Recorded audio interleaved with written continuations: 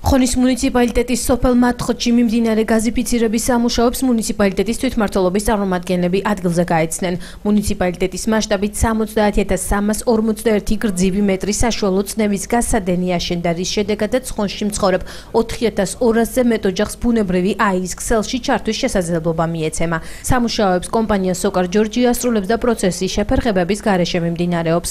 ბუნებრივი გაზის სექტორში ახალი მომხმარებლების ქსელზე მიერთების ტარიფი 600 ლარიდან 400 ლარამდე შემცირდა. ენერგეტიკის სამინისტროსა და გაზგამანაწილებელი კომპანიების შეთანხმებით შენარჩუნებულია ამ თანხის ეტაპობრივი გადახდის მექანიზმი. მოსახლეობას უკვე შემცირებული ტარიფის გადახდა 25 ლარის ოდენობით 16 თვის განმავლობაში შეეძლება. პირველი ეტაპი რაც იყო გაზის შეყვანა საერთოდ დაიწყო მონასტრის მაგისტრალს უძახით.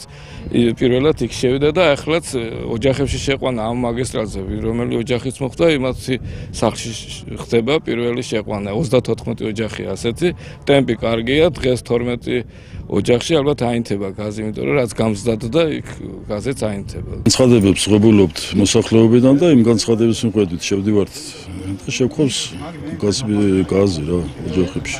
ორ დღეში ეს ქუჩა თლათ ჩაირთვება, გაზიფიცირება, დამთავრებული იქნება აქ. შეგვიმშობგავს ალბათ რო და ჯიეთი და გვიჯდება. მასის შედარებით რაც რამდენ ხანს მქონდა შეშას.